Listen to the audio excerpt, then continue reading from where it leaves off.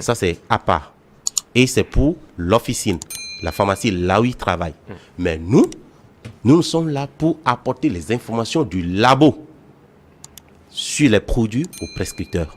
Donc, c'est quasi différent. C'est quasi différent. Oui. Des contraintes, vous en avez dans le domaine? Si oui, lesquelles? Oui, comme tout métier, il y a des contraintes. Et les contraintes de la délégation médicale sont vraiment énormes. Mais je vais citer certaines contraintes que nous avons, dont le choix d'une agence. Aujourd'hui, être délégué, c'est pas grave.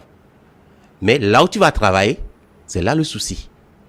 Alors, il y a des agences qui, à moindre coût, tu es renvoyé. Tu n'as pas l'assurance, la certitude de ton boulot. C'est aussi un problème. Tu travailles, mais tu ne sais pas si tu es là pour 2 ans.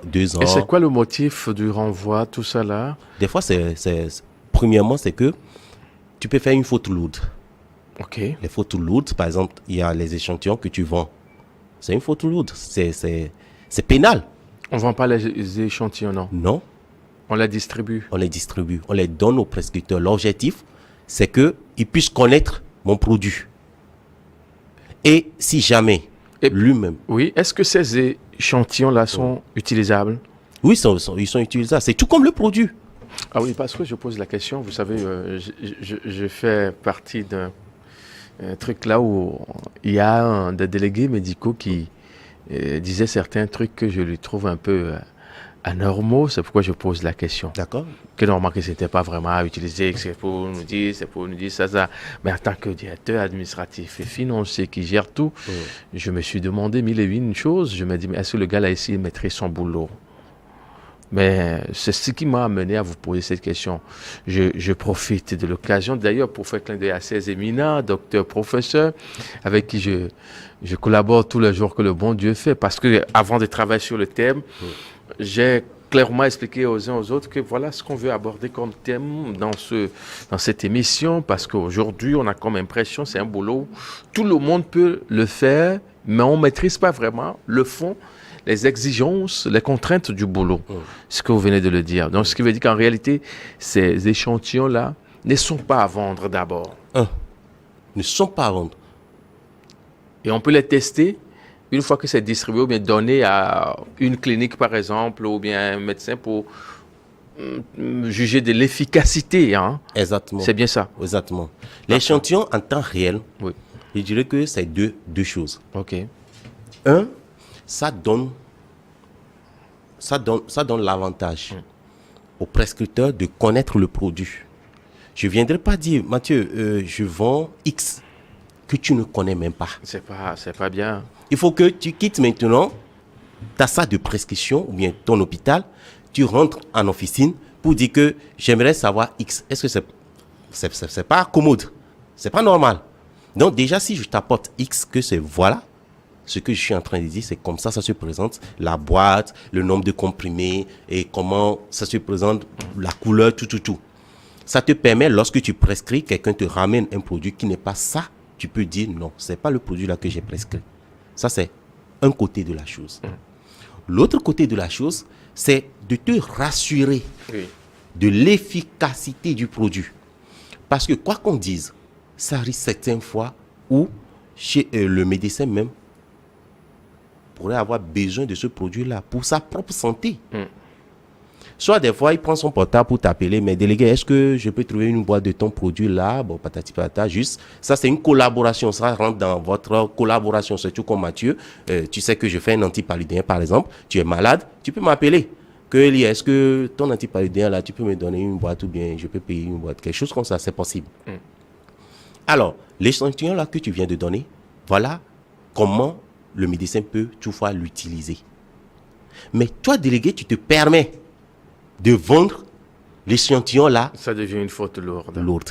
Et ça vaut un renvoi. Hein? Un renvoi? Non, mais ça c'est clair. Parce que tu es payé à chaque fin du mois.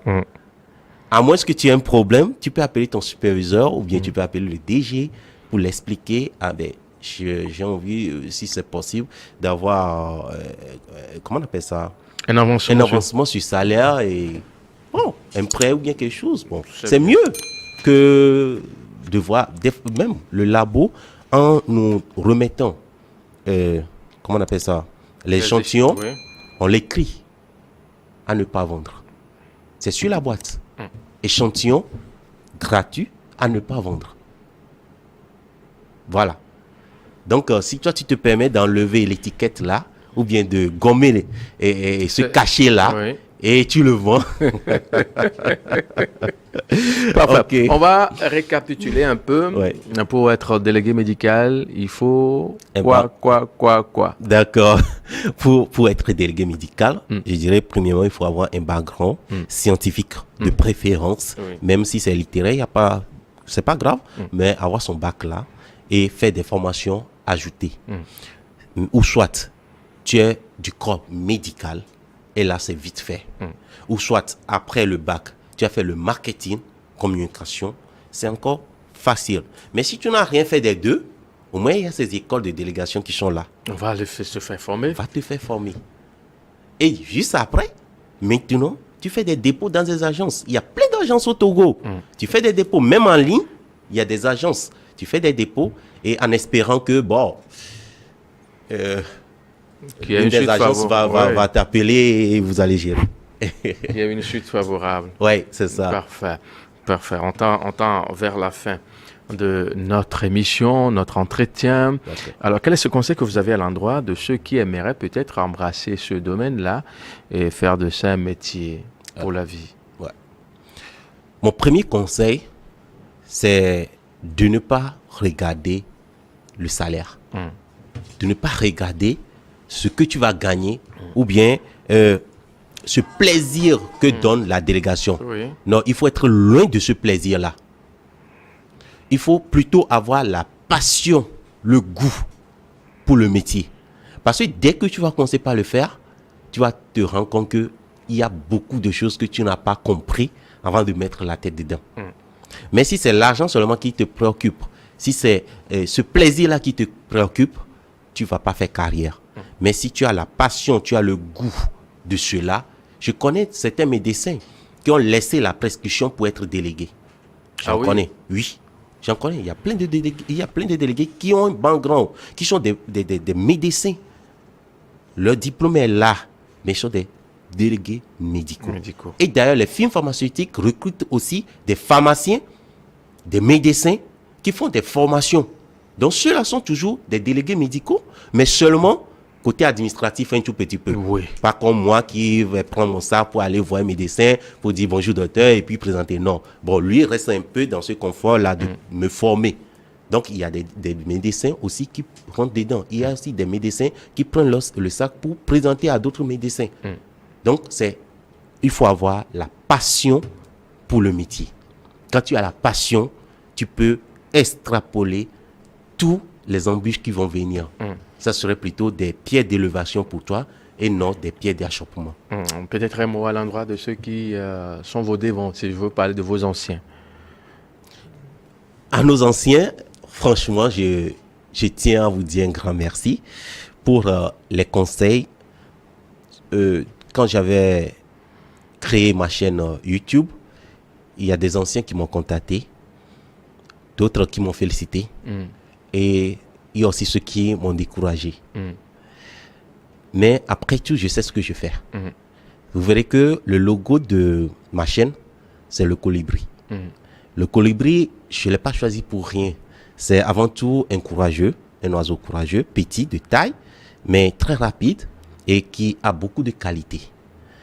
Alors, moi, je prends le courage à deux mains.